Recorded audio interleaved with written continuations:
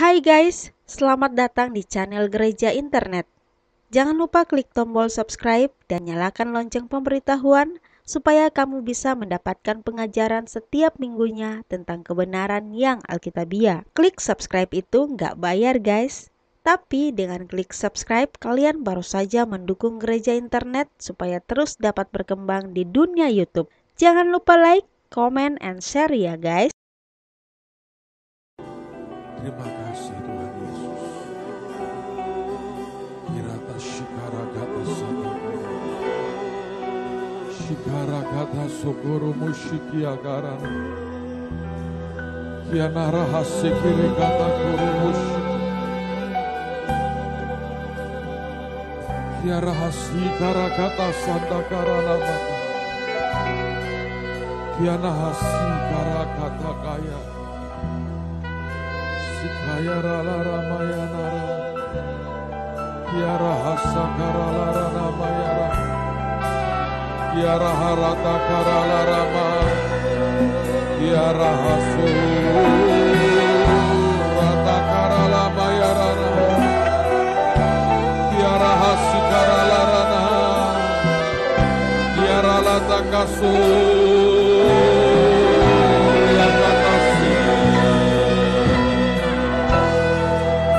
Karala santa, sikarala patase, yarala rasa karama, narala raso, sikaratase, yarala tasa.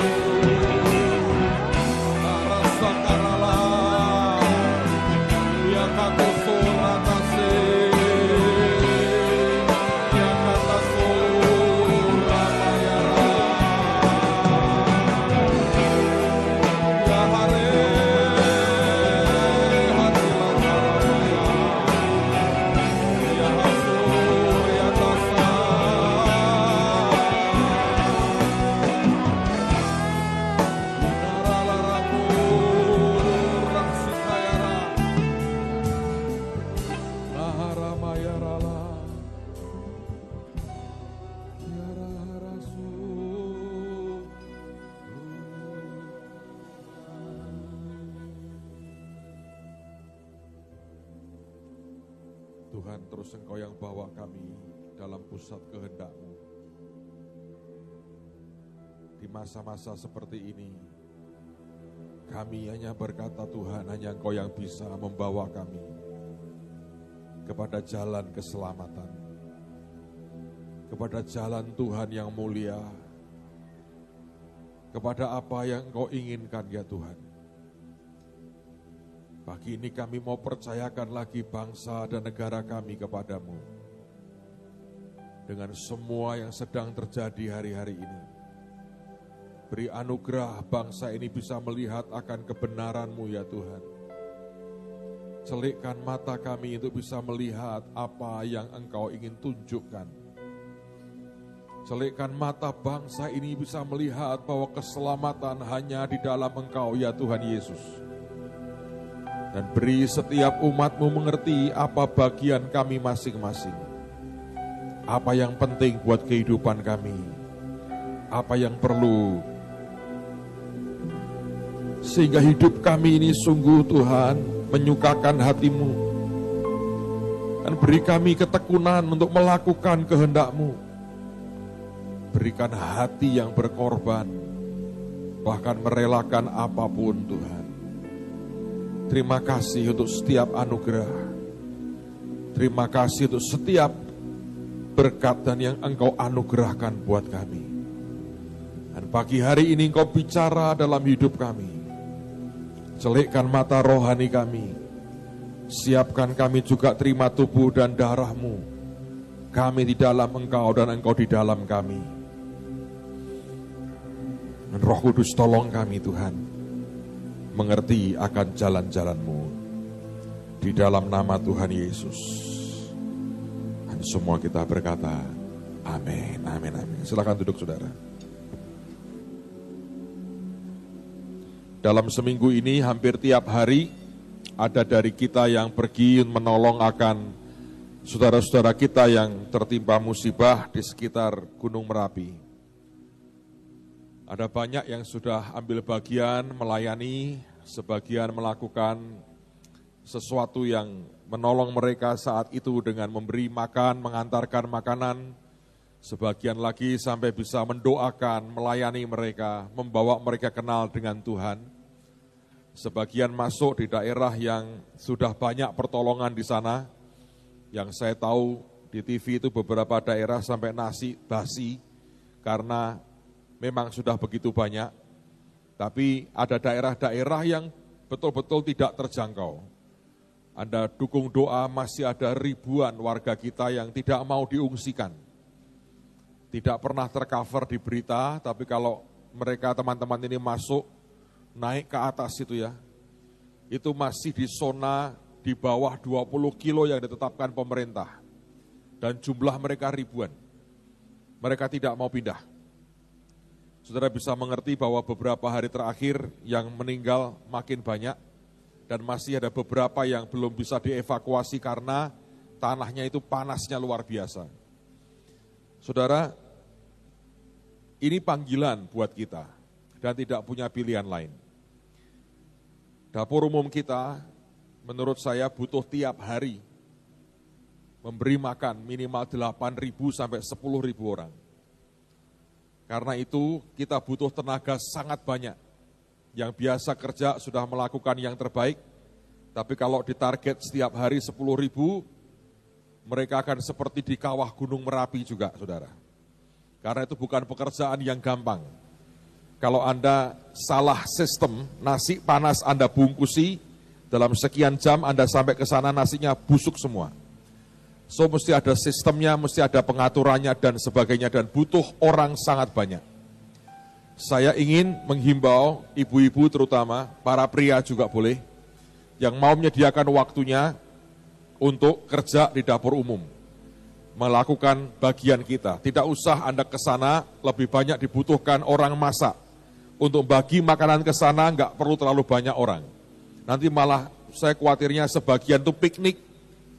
Pengen lihat winter, pengen lihat abu, pengen lihat Merapi jeblok, tujuannya piknik sebetulnya.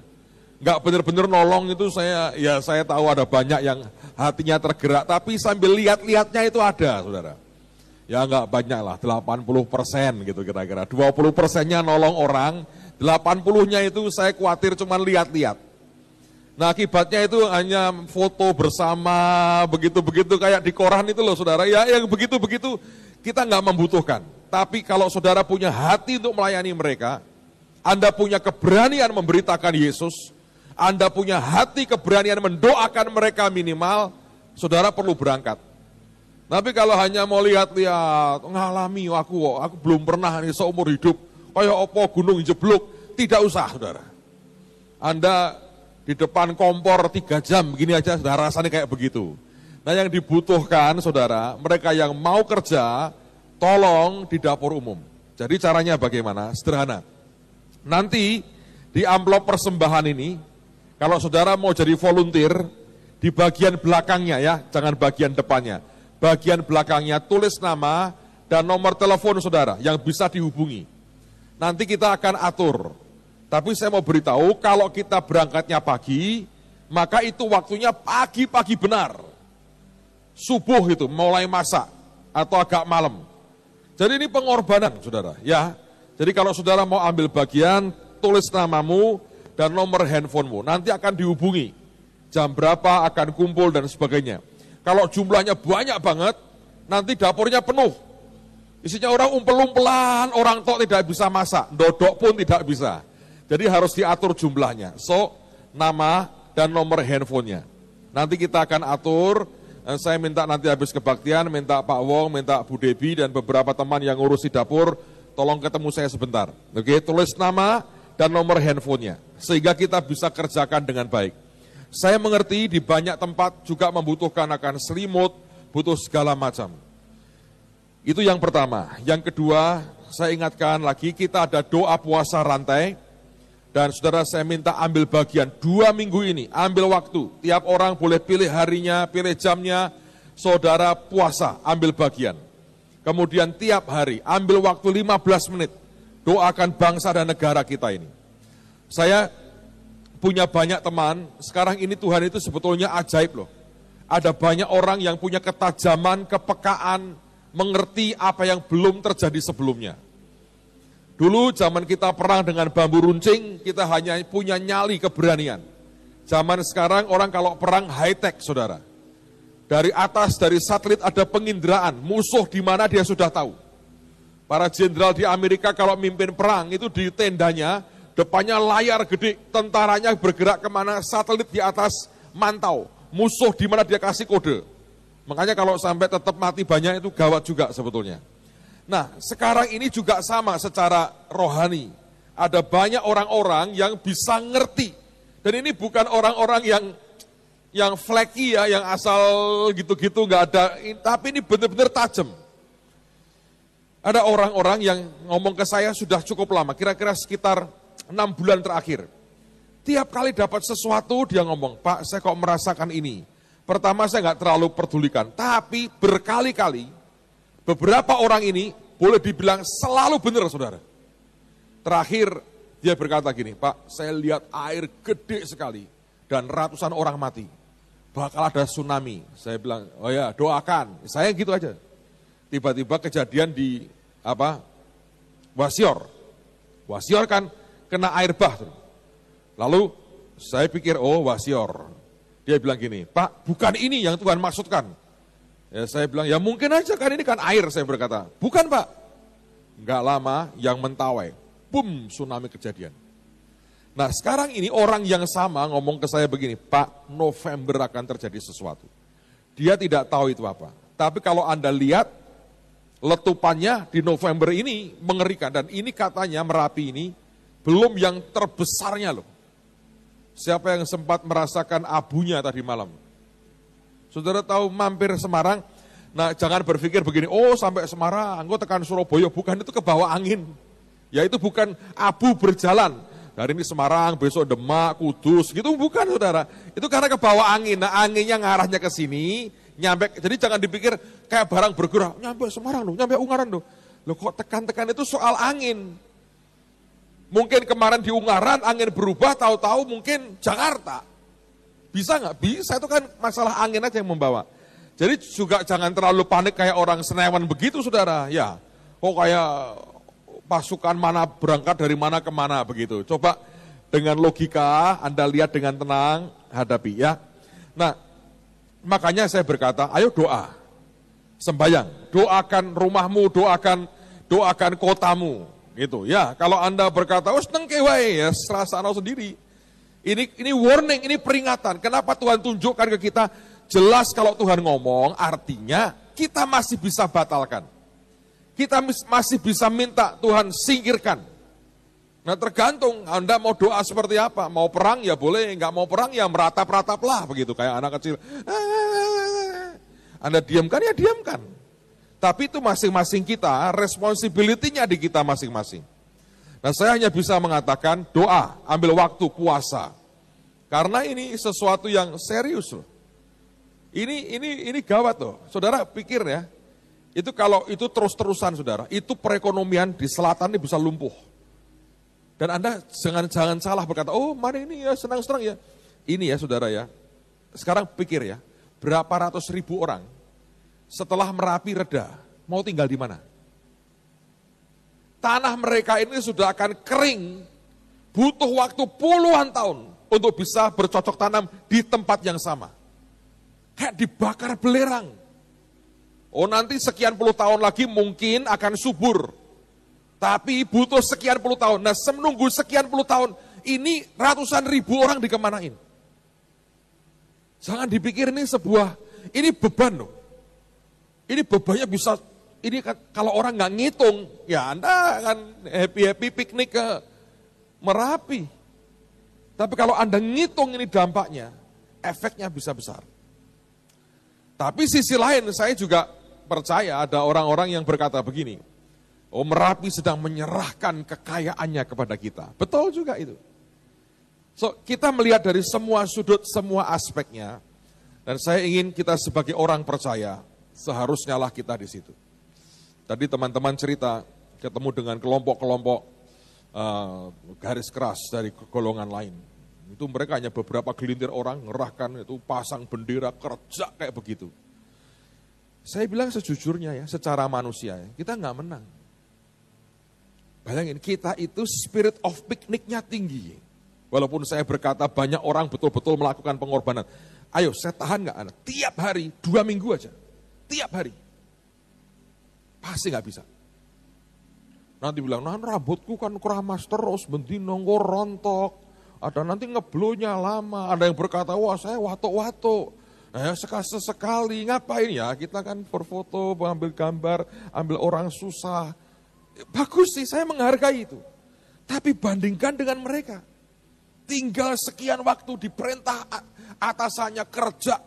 Katanya Pak Wong tuh yang masak sampai merah semua mukanya. Kita nggak bisa loh. Kita punya dapur ini nggak sampai merah nih muka kita ini saudara. Nggak tahan kok. Nah dalam banyak hal.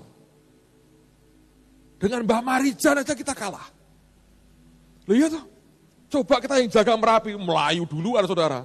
Selamatkan diri masing-masing. Ini orang tua loh, 80 tahun. Sampai mati kebakar. Kena wedus gembel saudara istilahnya. Dia bilang, aku sudah yang merintah beliau siapa? Hamengkubuwono ke-9. By the way sudah mati itu orangnya. Suruh turun, enggak mau. Aku sudah sanggup ke sini ya, sanggup. Daripada, nah kalau saya turun, dia bilang, diguyu pitik. Bayangin, sederhana. Nah kita, guyu pitik. Ayo saudara, tahu gak, makan pitik kita. Dia tidak mau diguyu pitik, mati di jalan ini. Coba Anda lihat gak sesuatu ini sebetulnya.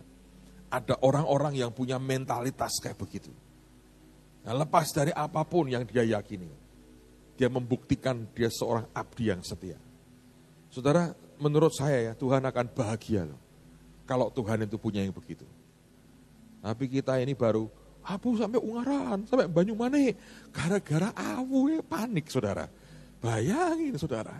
Malu gak sama pitik saudara? Mbah Marijan aja malu sama pitik. Buat saya berkata ini sebuah introspeksi sebetulnya. Buat mentalitas kekristenan kita. Mari ningkatkan lebih lagi. So saya mendorong ibu-ibu, para bapak juga boleh kalau mau. Kalau mau ambil bagian di dapur umum, lakukan itu. Kalau saudara pernah punya pengalaman membantu menolong orang, Anda punya hati ini berkata, Pak saya mau sediakan 2 minggu terus-terusan tiap hari. Nanti di amplop ini Anda tulislah. Ya kalau Anda mau berkata dapur umum. Kalau Anda mau berkata saya mau jadi logistik transportasi atau saudara berkata saya bisa nyetir Pak atau saya punya kendaraan Pak untuk saya bisa sumbangkan apapun yang Anda bisa lakukan lah. Tulis sesuatu jadi kami mengerti dan kita bisa buat lebih banyak lagi. Amen saudara. So please ini perhatikan, ini kesempatan untuk kita memberkati banyak orang yang membutuhkan dan ini waktunya kita mengatakan Tuhan, kami dapat dipercayai kok. Tuhan berikan semuanya ke kita dan terbukti kita dapat dipercayai.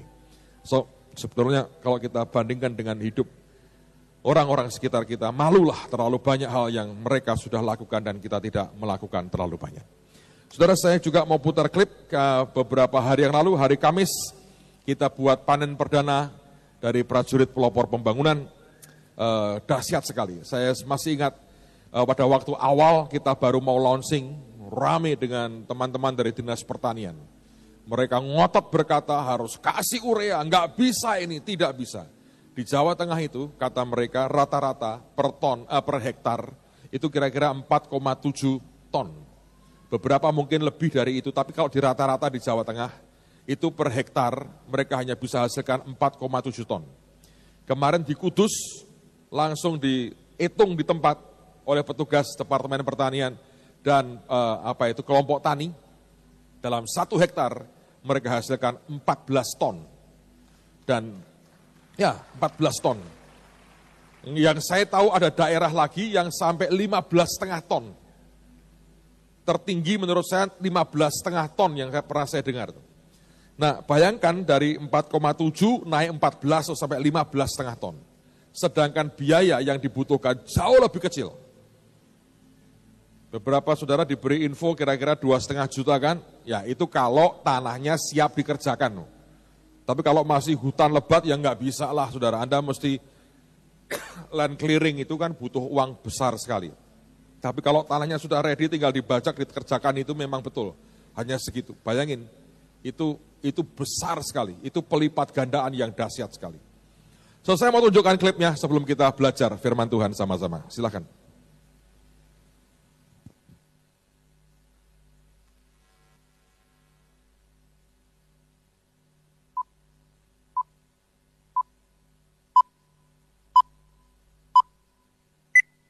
Sayang, Engkau karuniakan Indonesia bagi kami bukan suatu kebetulan.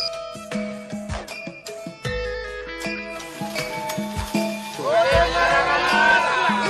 biasa.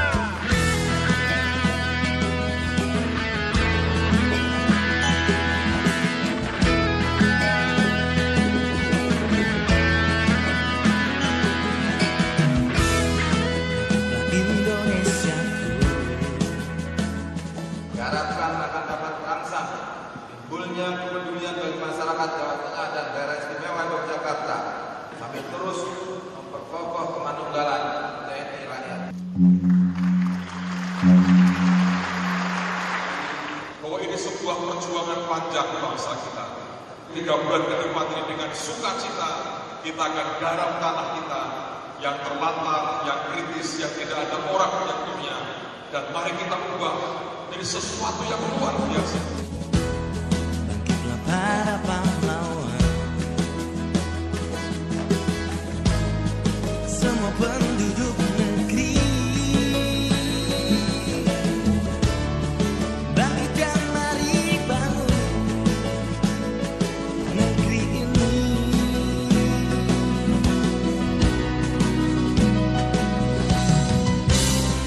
Esok melimpah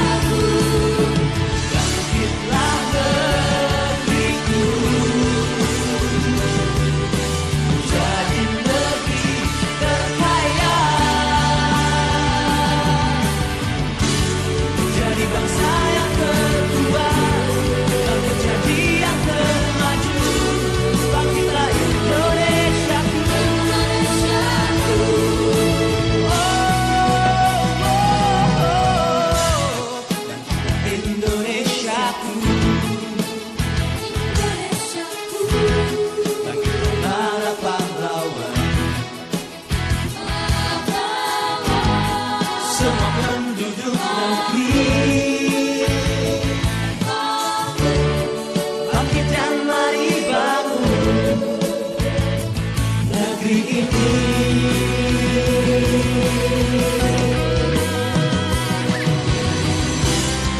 Masa kelimpahan,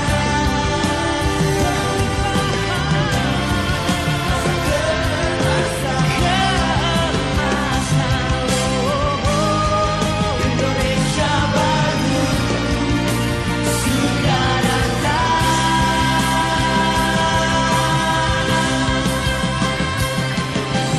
Bangkitlah negeriku,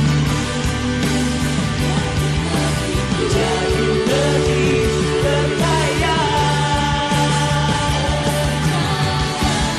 jadi bangsa yang terkuat, bangkit jadi yang termaju. Bangkitlah Indonesiaku, bangkitlah negeriku, jadi negeri terkaya. Tadi pagi saya bersama dengan kelompok tani, bersama dengan teman-teman PPL itu menaksir yang ada di Kudus. Kira-kira 1 hektarnya itu bisa mencapai 14 ton. Tapi teman-teman ini berkata, kita mau pakai juga pertama-tama buat di bangsa ini. Kalau kita sudah kelebihan pupuk, baru kita jual keluar. Karena memang tujuannya bukan semata-mata cari keuntungan, tapi kami ingin melihat bangsa ini maju, bangsa ini berkembang, dan bangsa ini jadi salah satu pimpinan buat kemajuan dunia. Mengawali sambutan ini, saya selaku Pangdam Diponegoro dan pribadi mengucapkan selamat atas keberhasilan yang telah dicapai oleh Kodim 0722 Kudus dalam memanfaatkan lahan kritis sehingga mampu menghasilkan produk pertanian unggulan yang berupa panen jagung hibrida seperti yang kita laksanakan pada pagi hari ini nanti.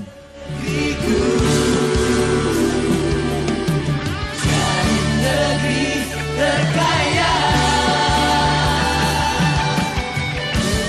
jadi bangsa yang terkuat, bagi jadi yang termaju. Bangkitlah Indonesia.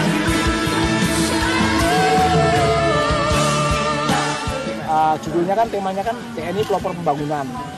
Itu bukan pengertiannya, bukan wah TNI berarti itu bukan mengajak sebenarnya. Mengajak, mengingatkan ternyata kalau kita mau sungguh-sungguh tekun, semuanya itu menghasilkan. Oh, jangan menyerah dengan alam, jangan menyerah dengan keadaan lingkungan. Termaju, bangkitlah Indonesia. Biar berkat anugerah Tuhan,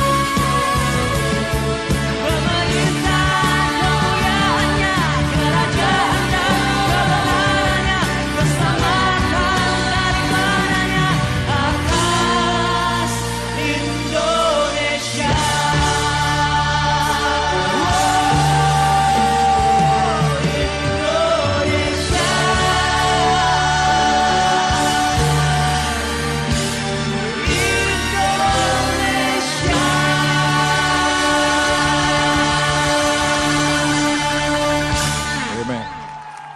Pesannya sederhana, kalau saya pendeta aja masih bisa ngurusi jagung, dan Anda hanya hobinya keluyuran di mall, nganggur, ngerumpi, dosamu gede, saudara.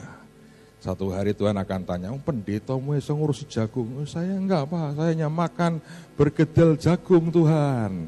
Yang berapa yang Anda gunakan betul-betul buat Tuhan, dan lakukan terbaik buat bangsa.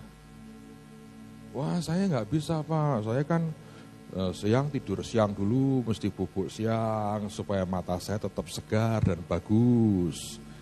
Terus bangun jam berapa? Ya jam 6 lah. Baca firman 1-2 ayat. Terus sembahyang berapa? Ya 3 menit kan berkata Tuhan, Engkau tahu segalanya. Aku serahkan segalanya. Amin. Itu kurang ajar namanya, saudara. Dan menurut saya Anda menyia-nyiakan waktu yang Tuhan beri. Saya berdoa hidup kita ini produktif.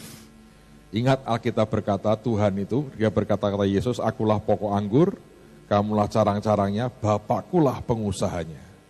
Kalau Bapak itu pengusahanya, maka tidak ada pengusaha yang akan rugi.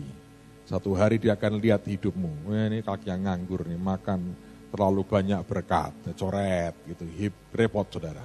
So mari kerjakan yang terbaik buat Tuhan. Ini baru permulaan saudara. Nanti akan ada lagi yang lebih ajaib akan Tuhan berikan di tengah-tengah kita. Amen.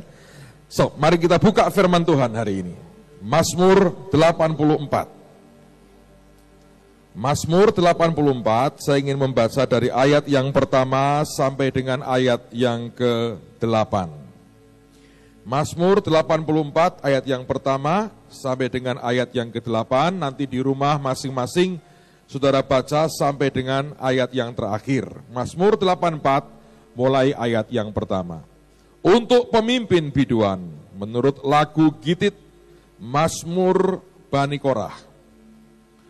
Betapa disenangi tempat kediaman-Mu, ya Tuhan semesta alam.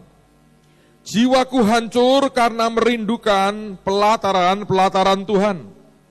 Hatiku dan dagingku bersorak-sorai kepada Allah yang hidup.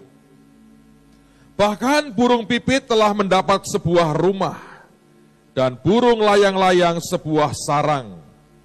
Tempat menaruh anak-anaknya pada mezbah-mezbah-Mu, ya Tuhan semesta alam, ya Rajaku dan Allahku.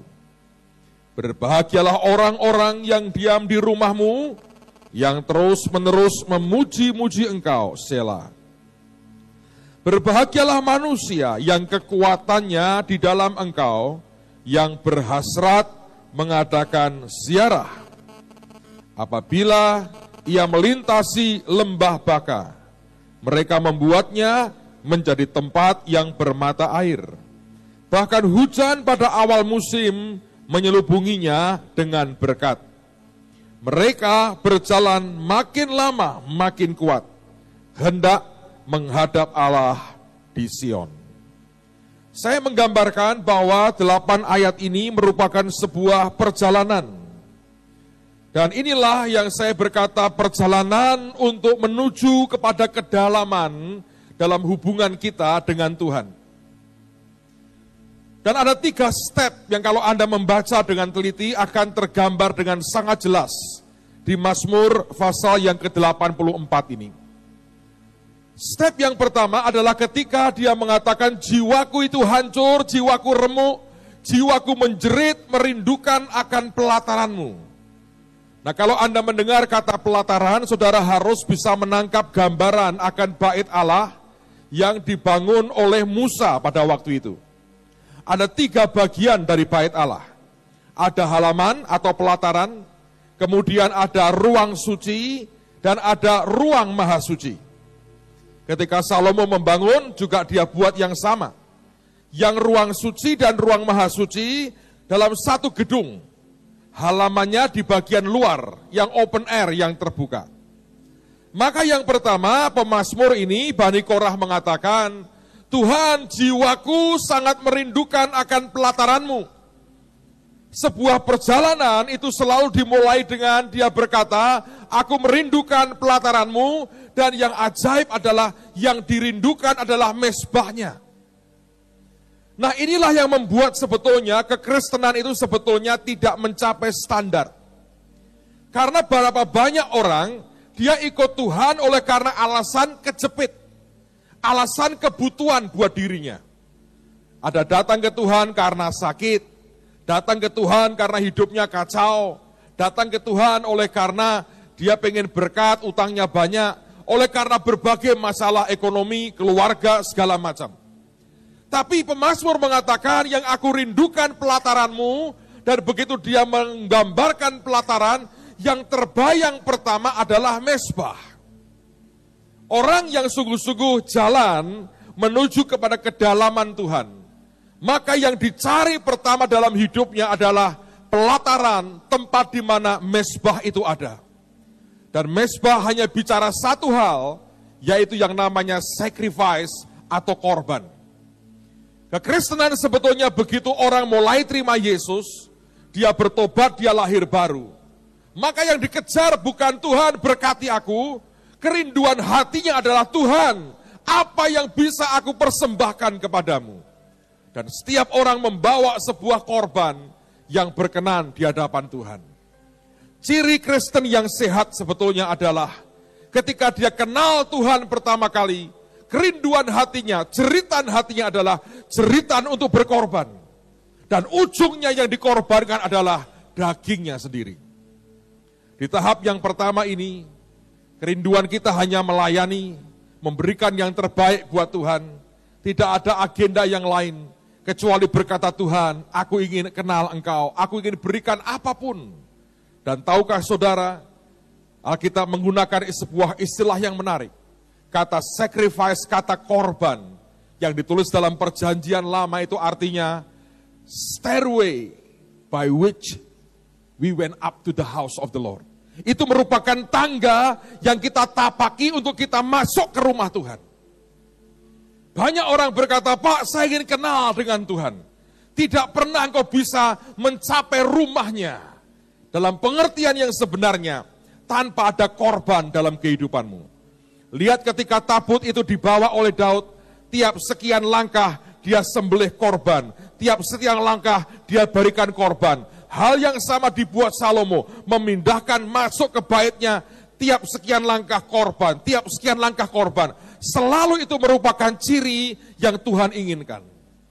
Orang Kristen yang sudah kehilangan hati berkorbannya, isinya cuma kedagingan dan mengambil keuntungan buat dirinya sendiri. Saya berdoa Anda bisa menangkap akan hati Tuhan, yang selalu mau berkata, nah kalau engkau tidak mengikuti jalanku dan caraku, kamu tidak akan pernah bisa tumbuh dengan sehat. Saya belajar banyak hal waktu teman-teman itu tanam jagung. Departemen Pertanian berkata begini, tanda kalau jagung itu proses pertumbuhannya itu bagus, ketika dia matang, dia mengkilat, dia berkilau. Kalau dia busam, artinya pertumbuhannya tidak sehat. Saya pikir orang Kristen juga sama. Kalau hatimu busam, ada yang tidak sehat, saudara. Jangan kalah sama jagung. Jagung ketika sehat, dia bersinar.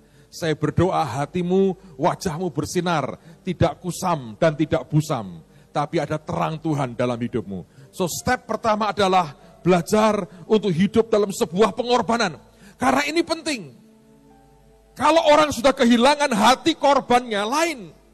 Yang tadi saya berkata bahwa mungkin ada banyak orang hari ini berkata, saya kepengen ke Merapi Pak, saya kepengen. Saya mau bertanya, apakah Anda mau tolong mereka atau Anda mau piknik? Orang yang hatinya cari Tuhan, dia berkata, I'll help, aku akan tolong. Ketika engkau melihat bencana, engkau gak bisa cengengesan, engkau nangis tuh lihat itu. Kemarin di TV saya dengar interview seorang relawan. Sudah bertahun-tahun di mana ada bencana di situ. Dia ngomong begini. Dia mengatakan ini sebuah teori yang berkembang. Kan ditanya, Anda tahan bisa berapa lama di daerah bencana? Oh, daya tahan kami berlipat kali ganda. Dia mengatakan begini, kalau orang itu ya sudah pengen nolong orang lain, hatinya berkata, saya tolong. Anda lihat penderitaan, engkau berkata, saya bergerak. Dia mengatakan ada zat tertentu di badannya yang kerjanya luar biasa. Dan itu memberikan daya tahan yang hebat sekali. Dan dia berkata, itu relawan yang benar. Dia mengatakan terus terang, banyak relawan sebetulnya piknik katanya. Saya hanya mengutip omongan dia. Karena itu tidak betul-betul mau nolong, gak tahan lama. Hanya sebentar, ecek, berhenti. Kayak mainan air, keluar.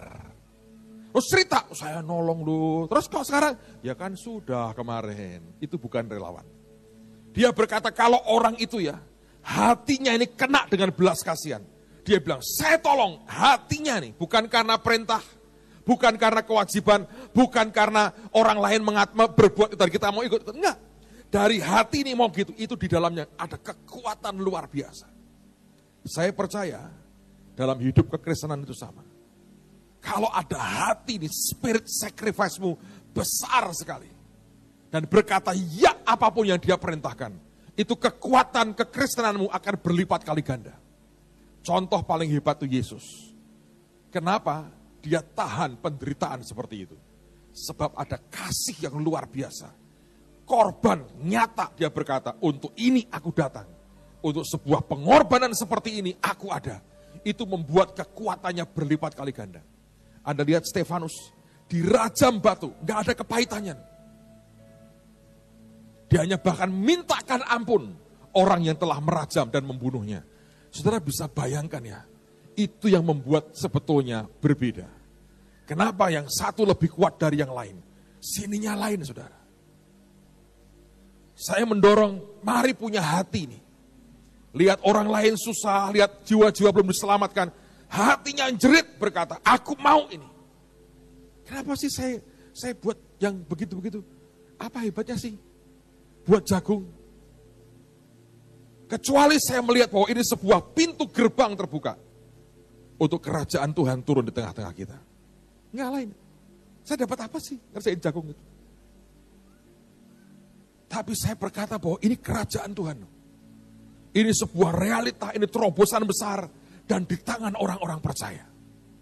Dan buat saya itu sebuah message jelas ke orang paling di bawah. Dan itu yang membuat hati ini tahan. Kalau tidak, saudara, nggak akan tahan. Nah, seberapa sebetulnya Anda melewati mezbahnya dan berhenti di situ dan Anda taruh hidupmu. Dan itu akan membuat perbedaan yang luar biasa. So, saya berdoa kekristenan kita adalah kekristenan yang seperti itu. Tapi kalau Anda baca di ayat berikutnya, ayat yang kelima, dia mengatakan berbahagialah orang yang tinggal di rumahmu. Dia mulai bicara soal rumah Tuhan dan dia bicara tentang diam dalam rumah Tuhan. Apa yang paling menyolok antara halaman dengan rumah Tuhan? Banyak hal, saudara. Di halaman ada banyak suara. Binatang disembelih, semualah kalau Anda sedang berkorban, kesakitan Anda teriak-teriak dan berkata, Tuhan gak tahan, ini korban terlalu besar. Begitu engkau masuk halaman, masuk rumah Tuhan, keadaan berbeda. Sepi di situ. Ada yang membedakan lagi. Di halaman Anda akan berkeringat sangat banyak. Begitu engkau masuk ruang kudus, tidak boleh ada keringat. Imam itu bajunya dari kain linen. Dan alasannya satu, supaya tidak menimbulkan keringat. Apa itu, saudara? Kedagingan kita. Tuhan tidak bisa didekati dengan daging kita. Jadi kalau orang sudah mulai masuk ke halaman, hidupnya harusnya rest. Bukan restless, bukan gelisah. Dia rest. Dia bisa tinggal, dia bisa menikmati Tuhan, dia hidup dalam roh di situ. Ajaib sekali. Tidak boleh ada daging yang keluar, tidak boleh ada upaya manusia yang nonjol di situ. Sudah nggak ada, manusianya hilang. Ganti orang-orang yang hidup dalam roh. Dan itu membuat perbedaan. Ada orang berkata begini, Pak, contohnya apa dalam roh? Sederhana sekali. Kalau saudara mengerjakan pekerjaan Tuhan, misalnya nih ya, saudara ini didorong Tuhan untuk ada yang berkata, Pak, saya pokoknya tiap pagi sebelum kebaktian, tiap sore juga saya mau beresin ini mimbar gereja. Lalu Anda ngepel. Tiba-tiba ada orang sound system karena Anda kerja, tiba-tiba ini maaf nih, mungkin Felix berkata gini, nah kerja sih kenal ya, oh kabel dicopot, bener nggih? Begitu kau tersinggung berkata gini, ini orang tidak menghargai, aku lagi korban begini, aku orang tua sedang begini, ini orang ini. Nah jenenge siapa toh ini? Felix lagi ini orang, memang orang terkenal, memang merek baju terkenal saya tahu. Tapi ini orang ini ngamuk daging, saudara. Anda sedang melakukan dalam kedaginganmu. Orang yang melakukan dalam roh ketika kena begitu, dia nggak ngefek. Tidak menimbulkan, dia berkata, ya.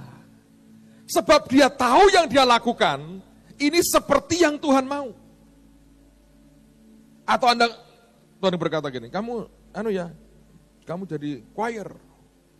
Lalu Anda bergabung dengan choir, ngikuti persekutuan.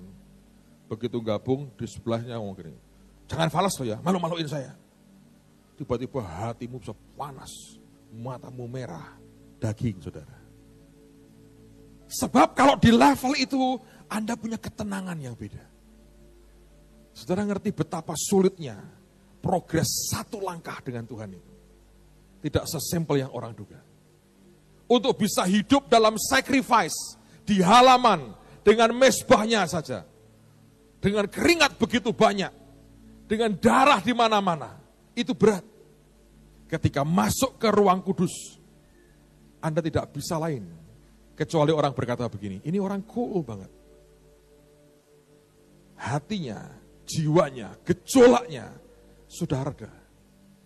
Mau ada apapun, reda. Dia seperti kuda perang. Saudara. Ada suara bom di sebelahnya, bum, tidak panik, dia tenang. Dia tahu, dia punya ketenangan yang di atas rata-rata orang. Bukan karena mendem loh. Oh, delok yang kok ya. Terus kita tenang, senyum-senyum. Itu munafik namanya. Itu jauh dari halaman, saudara. Masih di luar sebetulnya. Ada orang yang tenang karena bawaannya tapi mendemnya. Engkau delok aku ya. Oh tak sepatani bendina kowe kok delok samber gledek nang omahmu mau gledek mamber nyamber 70 kali sedina. Nah, itu jahat sebetulnya. Kalau Anda itu punya ketenangan, Anda itu punya pengertian. Orang ngomong begini Anda bisa ngerti, oh ini karena ini karena ini. Dia ngomong ini karena begini. Nah, susah ditipu karena Anda ngerti dalamnya orang itu. Dan tidak nuntut orang lain. Ketika dia perintahkan Anda lagi membersihkan, tiba-tiba ada orang jalan, nggak pernah gitu, mbok ngewangi aku, mengriwari, ngregeti, pokoknya aku gitu. Nah itu daging, saudara.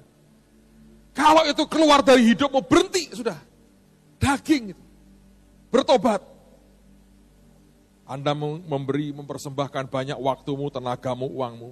Ada orang-orang yang cuma ngomong toh, terus Anda berkata gini, pokoknya kerja ngomong toh, kerja kayak aku, daging, saudara.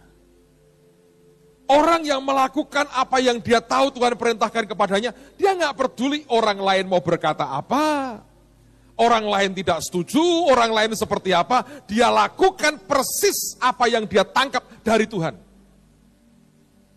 Tapi kalau kita ini tergantung dari reaksi orang lain, ya toh, saudara diajari Tuhan, ayo kamu jadi choir. Begitu masuk grup ini, saudara berkata, wah orangnya kok ngene, susah keluar saya dari choir. Itu daging. Siapa yang perintahkan engkau jadi choir? Tuhan atau orang lain? Kenapa? Karena ulahnya orang lain, engkau meninggalkan itu. Itu kedagingan. Dan itu tidak lulus di depan Tuhan. Satu hari engkau mengulang lagi akan menghadapi persoalan yang persis sama. Karena dibutuhkan hari-hari ini sebetulnya. Orang-orang yang punya cool spirit. Yang tinggal di rumah Tuhan. Yang tidak berkeringat. Yang melakukan seperti yang Tuhan perintahkan. Dan kalau itu jadi bagian kita, akan ajaib sekali. Tapi yang terakhir, saudara sekalian, ini yang menarik. Saya ingin bacakan terjemahan dari The Message pada ayat yang ke-6. Dikatakan begini, how blessed are those in whom you live. Berbahagialah mereka yang dimana di dalam orang itu engkau hidup ya Tuhan.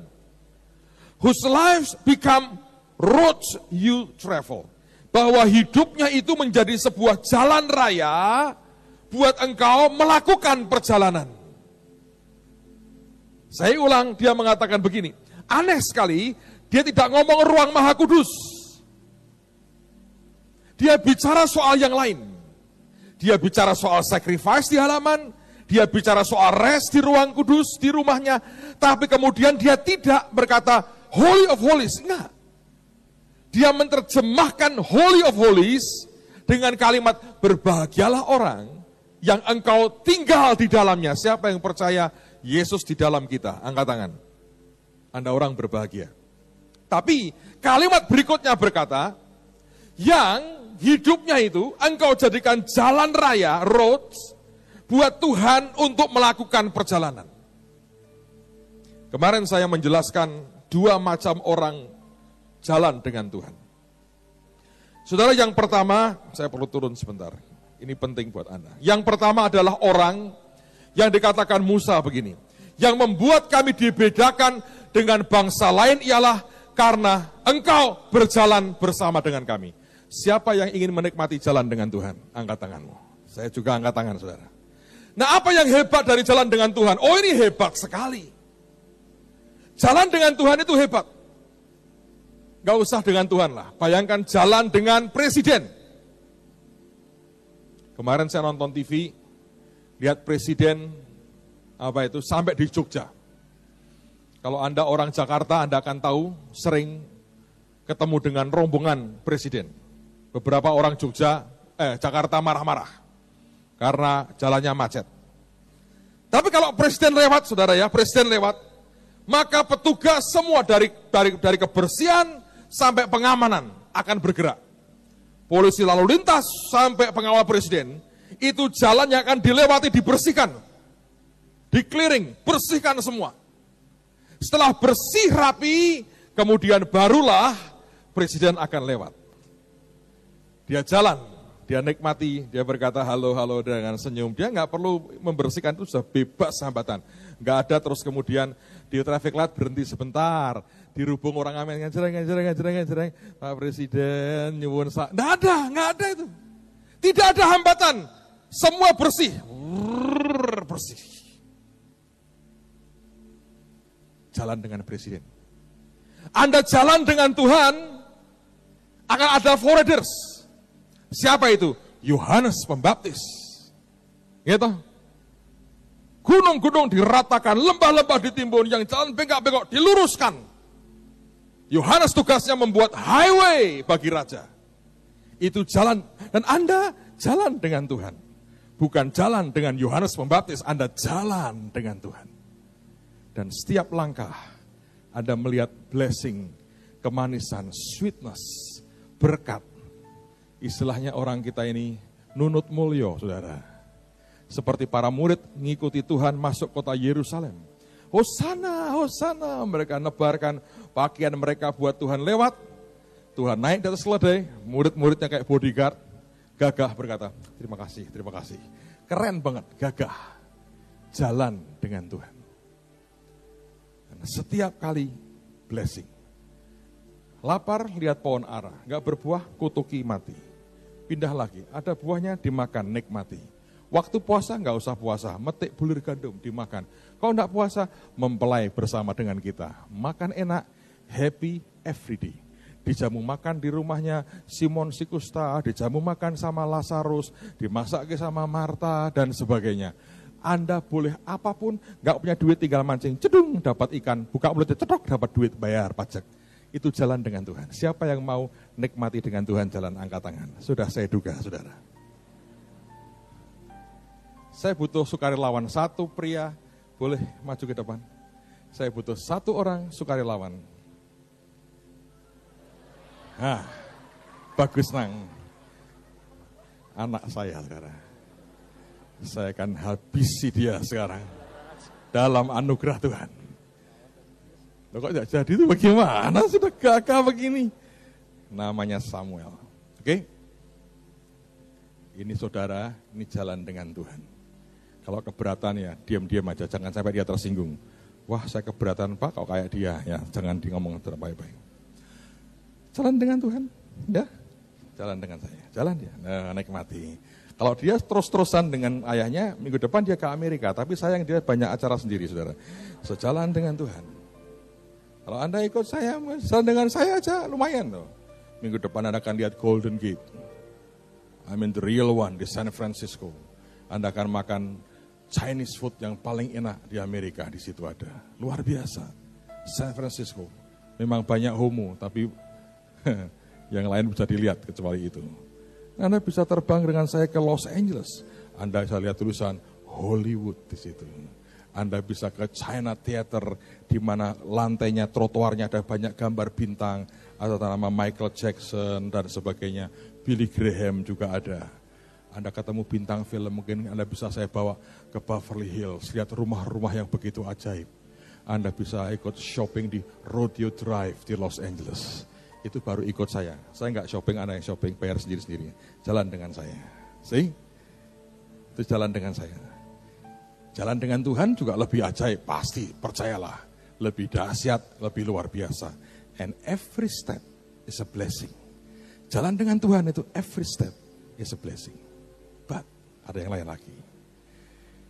Di dalam Alkitab The Message dikatakan, diberkatilah orang yang engkau hidup di dalamnya Tuhan, dan di mana engkau menjadikannya jalan raya buat engkau melakukan perjalanan. Sekarang next step, dan ini yang Tuhan ajarkan. Tadi kita belajar soal halaman dengan korban, Anda masuk ruang kudus, Anda belajar rest. Tuhan berkata kepada Musa, "My presence will go with you and I will give you rest." Hadiratku akan pergi dengan engkau. Dalam hadirat Tuhan dia berkata, "I will give you rest." Nah, yang ketiga, the third one. Siapa yang ingin masuk level yang paling tinggi? Angkat tanganmu juga. Puji Tuhan. Bagus, Nang. Sekarang tolong berbaring. Dengan yes, bagus. Tenang, ya. Tadinya dia jalan bersama dengan Tuhan. Sekarang dia berkata, dia angkat tangan, "Saya akan memberikan Tuhan, menjadikanku jalan raya, dan Tuhan jalan di atasku." Berat saya kira-kira 100 kilo, saudara. Dan anak ini telah memilih membiarkan Tuhan jalan di atasnya. Dan akan segera dimulai. Latihan dulu. Jalan raya tidak pernah protes. Jalan itu cuma diam saja. Tutup mulut, tidak usah tertawa. Nanti Merapi abunya masuk. Sekarang Tuhan berkata, "Aku punya jalan." Saudara tahu apa yang terjadi? Tiap langkah. Saya masih baik, enggak tegel saya. Tiap langkah can be very painful. Akan bisa menyakitkan sekali. Kalau engkau jalan dengan Tuhan, setiap langkah blessing. Tapi kalau engkau membiarkan Tuhan jalan dalam hidupmu, satu langkah pertama sakit hati dia. Nak, kamu sedang bukan dipermalukan kok. Dipermuliakan, kamera nyorot kamu. You will be famous from now. Tapi saya mau berkata, Bapak Saudara, yang ini susah. Injakan pertama, yang kedua, yang ketiga, yang keempat,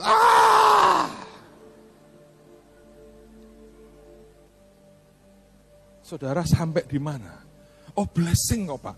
Anda sedang jalan dengan Tuhan. Which is good, lumayan daripada jalan sendiri, saudara.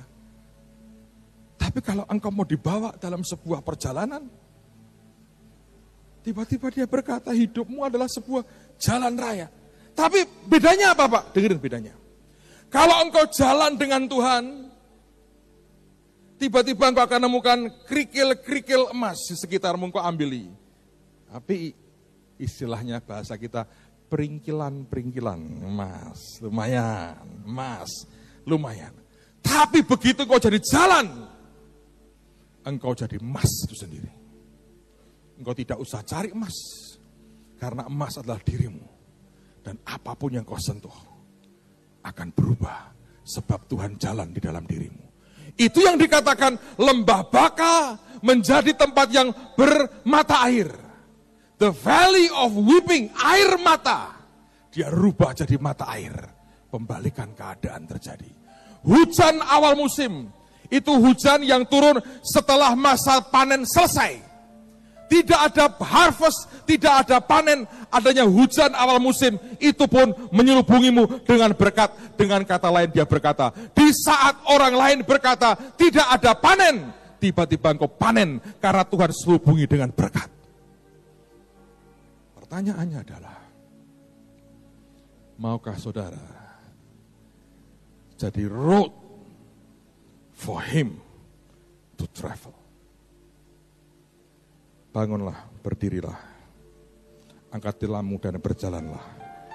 Berikan tepuk tangan buat anak saya. Lihatlah cara jalan orang yang dilalui Tuhan dalam hidupnya. Sedikit menyesal dia bilang, gua pikir ini ajaib. By the way, dia tidak pernah menang dengan bapaknya, saudara. Tenang aja. Tapi berarti kan, ini serius sekali. Banyak orang yang tidak pernah mau. Tuhan jalani karena setiap langkahnya akan so painful, menyakitkan. Tapi tahukah saudara, justru di situ kemuliaannya. Nah, orang hanya kepingin lihat kemuliaan seseorang. Dia berkata, wow, ini menarik, saya mau. Letakkan dirimu yang sama. Biarkan dia jalan, menapai hidupmu. Kalau engkau jalan dengan Tuhan, luarmu dibersihkan Tuhan. Engkau dijalani Tuhan, dirimu yang dibersihin Tuhan. Kenapa satu orang beda dengan yang lain? Karena di sebuah titik yang seperti ini, ternyata berbeda. Saya berdoa, ada kerinduan dalam hati kita, yang berkata, Tuhan, Engkau buat jalan dalam hidupku. Amen, saudara. Tutup Alkitabmu. Buatlah jalanmu dalam saya. Engkau penjunan, aku tanah liat. Dan siapkan hatimu terima tubuh dan darahnya. Ingat ketika Yesus berkata, inilah tubuhku, inilah darahku. Waktu kita makan, kita bersekutu. Sebetulnya dia sudah di dalam kita.